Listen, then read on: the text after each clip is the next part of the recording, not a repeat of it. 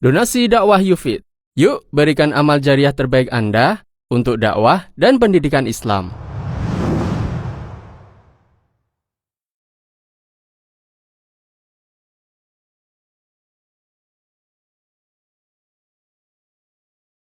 Bagaimana hukumnya misal saya punya sawah yang siap panen, lalu isi sawah tersebut dibeli seseorang untuk diambil isinya. Isi sawah itu lumpur, kering. Air. Bagaimana transaksinya? Baik. Bolehkah melakukan transaksi ijon? Transaksi ijon hukumnya boleh dengan syarat diambil ketika itu. Misal ya, Anda punya jagung, baru ditanam kurang lebih usia jagung itu berapa bulan panen? 3 misalnya. Baru usia 1 bulan. Ya sudah kelihatan pohonnya, tapi nggak ada buahnya. Mungkin kalau ada ya bakal jagung, posol ya. Ada posol-posol banyak. Boleh nggak ini saya beli? Jawabannya boleh, asal begitu transaksi langsung ditebas. Mau dipakai pakan sapi misalnya, silahkan boleh. Sehingga transaksi ijon itu boleh, asal langsung diambil. Pak, saya butuh karuk, tahu karuk? Bakal jambu ya.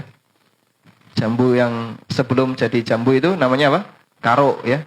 Saya butuh karuk. Karuk kan bisa dipakai jamu. Ya silahkan diambil. Tapi per karuk misalnya harganya sekian. Boleh transaksi seperti ini asal langsung diambil. Tapi kalau nunggu, ya nanti saya panen setelah jadi jambu. Ini yang goror. Karena nggak ada yang bisa memastikan apakah dia bisa bertahan atau tidak. Baik. Sehingga dalam kejadian ini, selama langsung diambil hukumnya boleh. Gimana? Diizinkan untuk bertanya langsung? Silakan, Pak.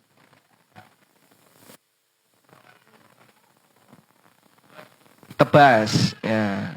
Tebas, tapi sudah saatnya dipanen. Ya. Jadi yang nggak boleh itu ijon nunggu, itu yang nggak boleh. Kalau tebas, tapi tidak nunggu, misal ya, padi ini sudah waktunya dipanen. Paling kalau nunggu ya nunggu sehari 2 hari itu pun hanya untuk cari preman saja. Ya. Bukan karena nunggu buahnya, tapi nunggu tenaganya. Bolehkah itu dilakukan? Jawabannya boleh. Dan seperti ini sudah sering terjadi di zaman sahabat.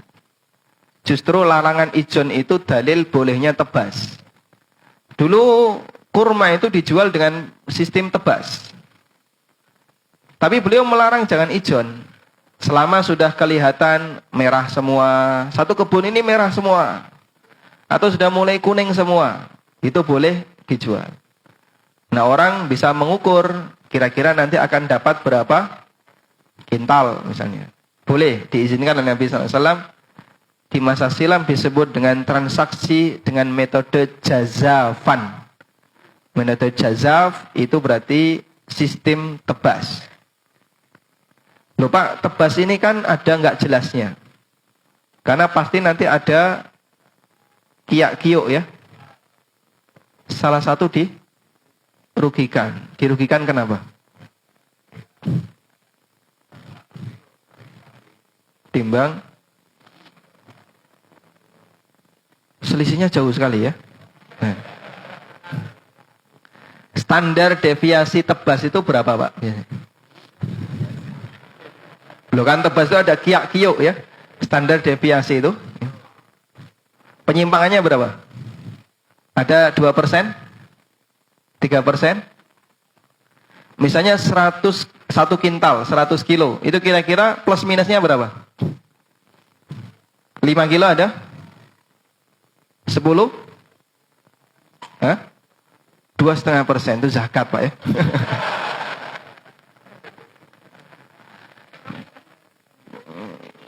Ya, kalau kiak-kiuknya standar deviasinya kecil, boleh. Tapi kalau standar deviasinya besar, dilarang.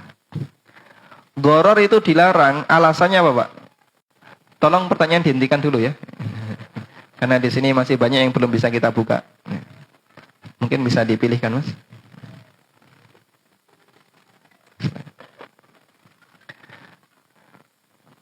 Gharar itu dilarang alasannya. Alasannya adalah firman Allah ketika berbicara tentang masalah judi. Allah berfirman, "Innama yuridu syaitanu ayyuqi'a bainakumul adawata wal baghdha fil hamri wal maisir." Sesungguhnya kenapa judi dan khamr itu dilarang? Karena setan ingin menyebarkan permusuhan dan kebencian di antara kalian disebabkan khamr dan judi. Dan judi itu dilarang sebab terbesarnya adalah mukhatarah. Dan itulah sumber gharar, untung-untungan.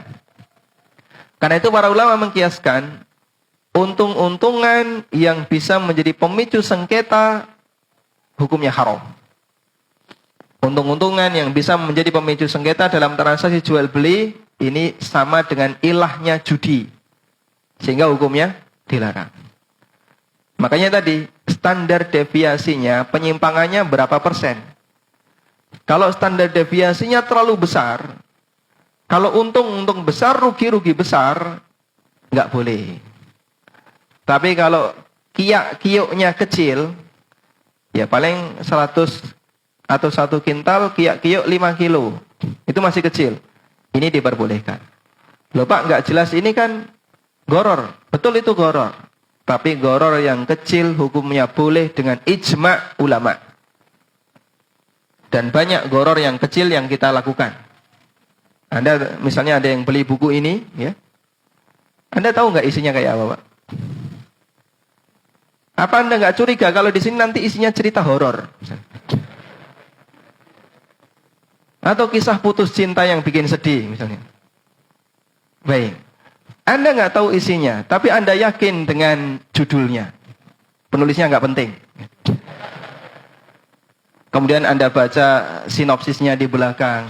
Kayaknya ini buku yang layak saya baca. Lalu Anda beli. Ada ghararnya nggak? Gharar. Tapi ghararnya kecil. Gharar kecil ini tidak diperhitungkan. Hukumnya boleh. Dan Bapak Ibu beli apapun pasti ada gharar. Anda beli HP juga ada gharar. Anda tidak bongkar IC-nya, tidak tahu isinya seperti apa. Yang penting memenuhi standar ISO. Ya. ISO telepon, ISO SMS. Ya. Ini gharar yang kecil diperbolehkan dalam Islam. Wallahu a'lam.